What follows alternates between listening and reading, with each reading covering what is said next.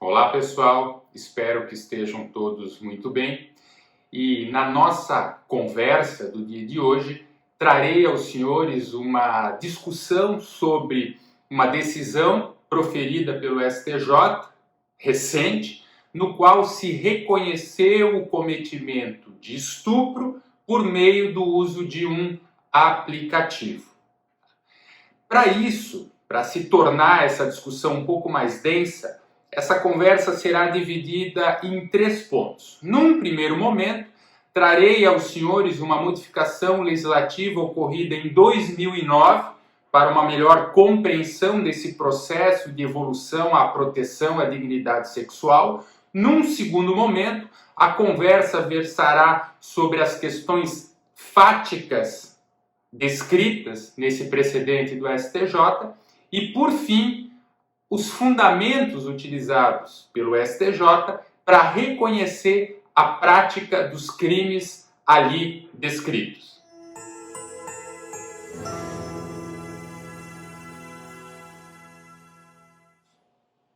Meu nome é Rogério Manck, eu sou professor do IPEMAGES e juiz de direito em Santa Catarina. Nessa primeira parte do vídeo e dessa conversa, trago para os senhores a Lei 12.015. É uma lei de 2009 que promoveu uma modificação importante no Código Penal. O que essa modificação legislativa promoveu? Em primeiro lugar, ela revogou o artigo 214, no qual se penalizava a conduta de constrangimento à prática de atos diversos da conjunção carnal, e incorporou essa conduta no artigo 213. A partir de então, o crime de estupro passou a abranger não só o constrangimento à conjunção carnal, como também a atos libidinosos diversos da conjunção carnal. E isso, na prática, facilitou o enquadramento jurídico de condutas, porque às vezes se tinha dúvida se era tentativa de estupro ou o artigo do 214. Além disso, uma outra modificação foi a introdução do artigo 217-A. Revogou-se o artigo 224 e estabeleceu-se uma figura específica do estupro contra vulneráveis, o que também facilitou nessa proteção a essa categoria específica de vítimas. Além disso, a lei aumentou a pena desses crimes, o que também representou um avanço legislativo. E nessa questão específica eu cito para os senhores um princípio extremamente importante, que é o princípio da continuidade normativa típica. E por que eu cito esse princípio? Pelo seguinte: quando da revogação do artigo 214, muitos passaram a defender que, no caso, aconteceu uma abolition criminis, o que, no caso, no entanto, não é correto dizer. Por quê? Porque a conduta, então, criminalizada, ela continuou a ser criminalizada pelo legislador, havendo apenas uma modificação topográfica da regulamentação dessa conduta, que passou do 214 para o artigo 213. Passemos agora, então, à análise do caso concreto analisado pelo STJ.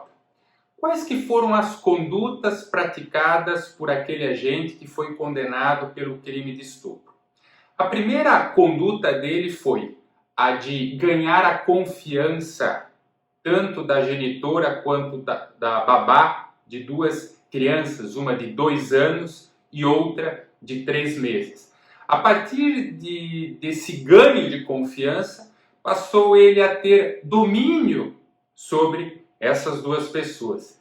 E a partir desse domínio, começou a induzi-las à prática de condutas específicas. E quais que foram essas condutas? Uma delas foi induzir essas 2 executoras a retirarem fotos das genitálias das crianças e também induziu a genitora à prática de sexo oral em uma de suas filhas, remetendo sempre a ele as imagens e com a intenção da satisfação de sua lascívia. Então, dessa descrição, o que se destaca num primeiro momento é a ausência de contato físico por parte desse agente com as vítimas. O segundo destaque que se extrai daí é o objetivo ou a prática da contemplação lascívia a partir das imagens que a ele eram remetidas e tendo como pressuposto a sua indução a tais práticas. E ao final, a classificação que se deu a essas condutas foi a prática do crime 217-A em continuidade delitiva e o artigo 241-A da Lei 8.069. E para finalizar a nossa conversa, quais foram os fundamentos adotados pelo STJ para classificar aquela conduta como 217-A do Código Penal e 241-A da Lei 8.069? Primeira informação, se considerou aquele agente como partícipe, aplicando a norma de extensão do artigo 29. Então, por mais que tenha sido ele o autor intelectual da trama criminosa, em razão da teoria objetivo formal, como ele não praticou nenhuma conduta nuclear do tipo, responde na condição de partícipe. E especificamente na sua atuação como partícipe, por que se classificou no artigo 217-A? Em primeiro lugar, em razão da relevância da conduta do agente para a produção do resultado, a despeito da sua não presença física no momento do cometimento do crime. Segunda observação, havia um vínculo subjetivo entre ele e as executoras, nexo psicológico entre eles. Terceira observação, em razão da teoria monista, há uma unidade da conduta criminosa praticada, ou seja, todos respondem pelo mesmo crime. E, por fim, o fato praticado por ele era um fato punível. A despeito da ausência da sua presença física, no caso concreto, priorizou-se o nexo causal entre a relevância da conduta por ele praticada e objetivando a satisfação de sua lascívia, de um lado, e do outro, o dano efetivo praticado na vítima.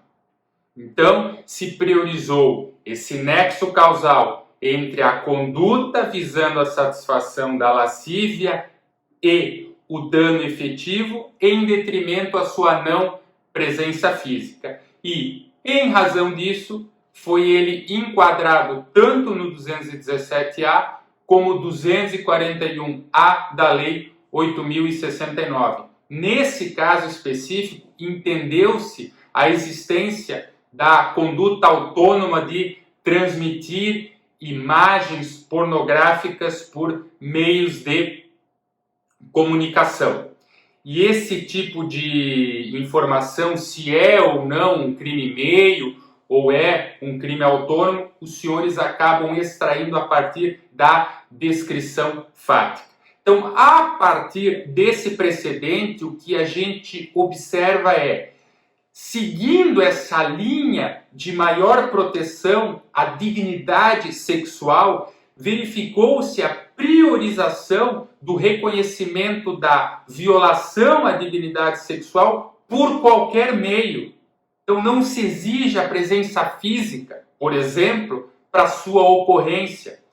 Além disso, deve sempre se fazer presente o intuito da satisfação da lascívia e, no caso do estupro de vulneráveis, sequer é necessário a violência e a grave ameaça.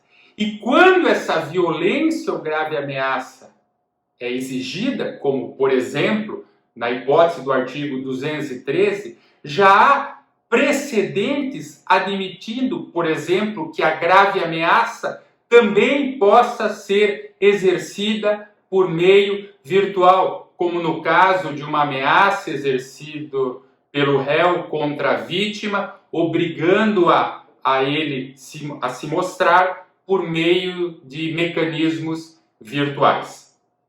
O que eu tinha para falar com os senhores no dia de hoje era isso. Caso essa fala tenha feito sentido e os senhores entendam que possa contribuir para outros estudantes, peço que compartilhem. Muito obrigado e até a próxima.